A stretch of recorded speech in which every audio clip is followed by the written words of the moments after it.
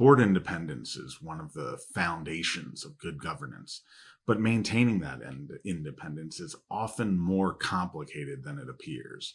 Relationships, investments, overlapping business interests, and even the perception of divided loyalties can create governance challenges long before they become headline issues.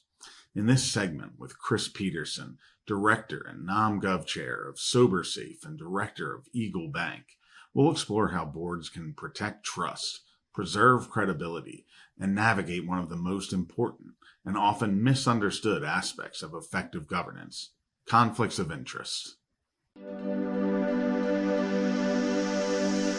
Kris, when directors hear the phrase conflict of interest, they often think of blatant ethical violations. But in today's boardroom, what are the more subtle or common conflicts boards actually encounter? Well, when you think of boards and their fiduciary duties, especially the duty of loyalty, which is where conflicts of interest sit, they're really governed by three things. One, they need to act with candor, honesty, integrity, always in the institution's best interest. They can't have self-dealing or advancement of their own interests, and they can't benefit personally or their family benefit from information they hear, confidential information they hear in the boardroom or in the management meetings. So conflicts can be, direct violations of those, Bill, but the subtle ones are interesting. Public boards have requirements for committee structure where only independent directors, for example, under Sarbanes-Oxley, sit on audit committees. The listings for NASDAQ and the New York Stock Exchange require the NomGov committee to have independent directors, and only independent directors can actually vote on new directors.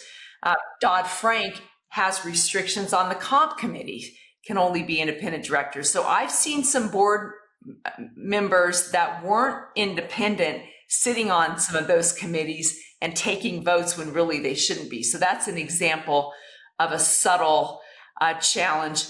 Other things are, for example, when a director interlocks board seats, and that means they sit on a board of one company that has some relationship to the other company.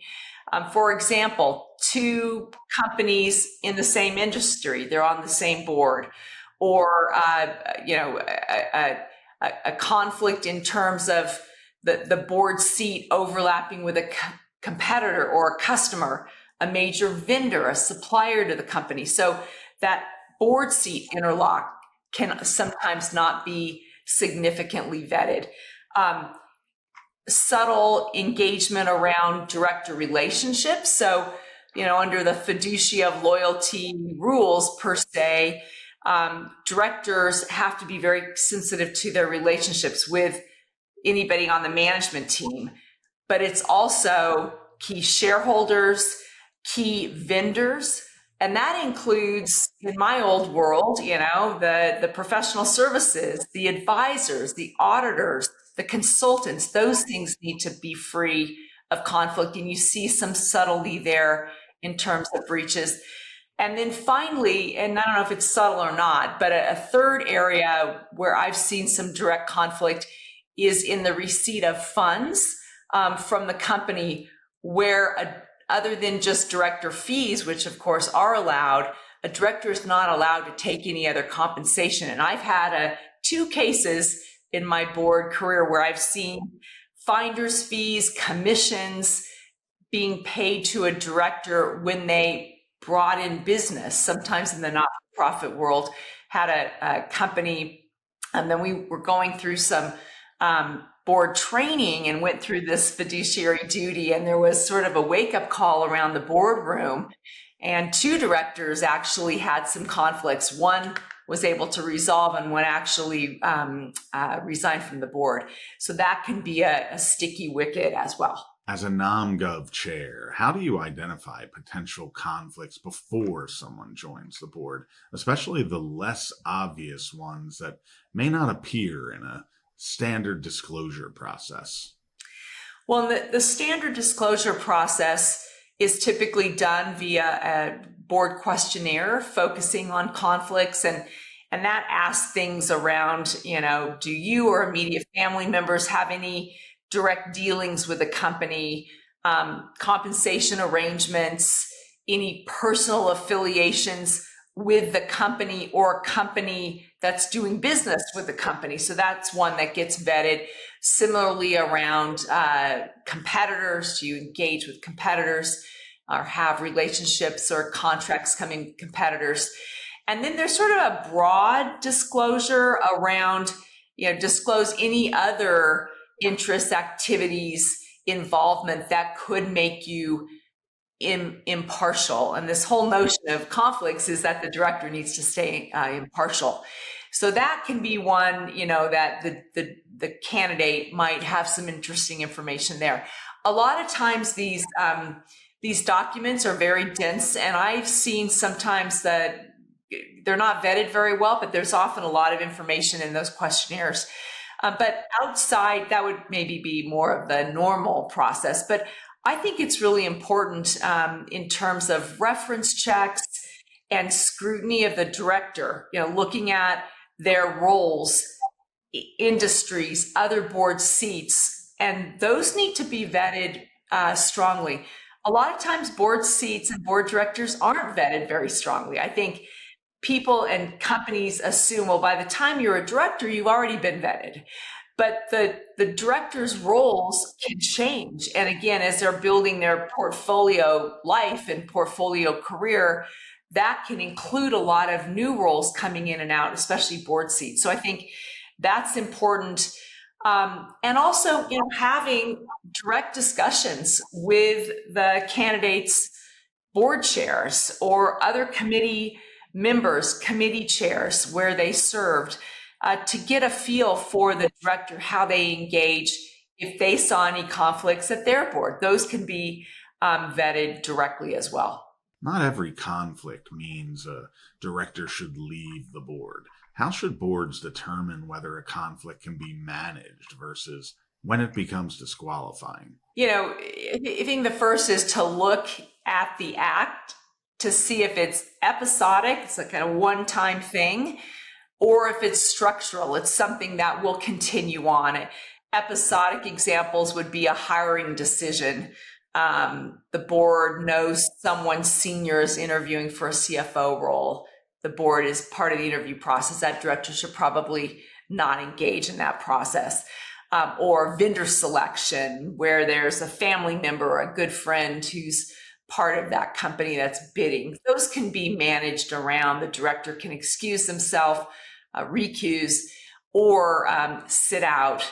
So the director relationship can be managed around. The bigger challenge are those structural conflicts. And as a partner at EY, there's specific director conflicts around the auditor, for example.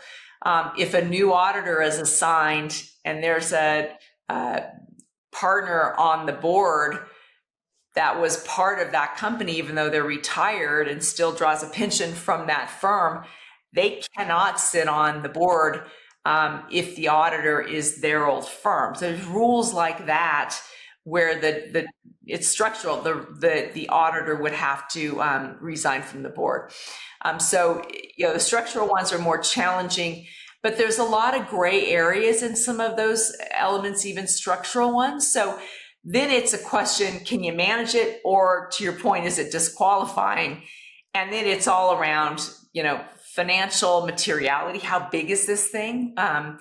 The duration and frequency, one or two things are ongoing.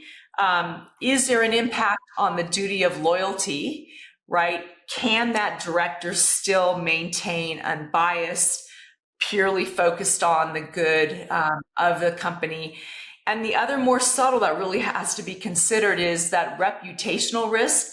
If this gets out that we're paying you a commission and you're on the board, even if we could work through legally, would that pass the sniff test of our reputation if that were leaked? What would our members, our customers think about that? So I think those are elements that need to be considered on the, do you manage it, manage around it, or is it disqualifying? The director needs to resign. In your experience, are the biggest governance problems usually caused by the conflict itself or by directors failing to disclose, discuss, or properly manage it? I think most of the time directors don't know the rules. They do at a high level, but they haven't really addressed this and gotten into the weeds. Public directors have to take a conflict of interest course each year and sign off, but do they really vet and talk about it in the boardroom? Most don't. So I think sometimes it's an ignorance thing. In my experience, that's what it's been, not really understanding the conflict and how that might impact impartiality. Then there's other more subtle questions of conflict. Like, when is director tenure a conflict? When does the director really become non-independent? If there's been a director in a board seat for years and years, when are they an insider, right? So there's questions, I think, out there around director tenure. Sometimes activists come on the board, they're conflicted, but what are they driving the company to do? And in the name of independence, they shouldn't be sitting on committees. Mostly they're conflicted. So making sure non-independent directors are managed differently and carefully, I think, is key. But to your question, Bill, I think it's primarily not really understanding the rules and not intending to be biased and driving conflict. I think it's why, boards really need governance experts on the board. A lot of people say they know a lot about governance, but to have true governance knowledge holders on the board that can work with a corporate counsel to think through some of these issues, I think is really critical.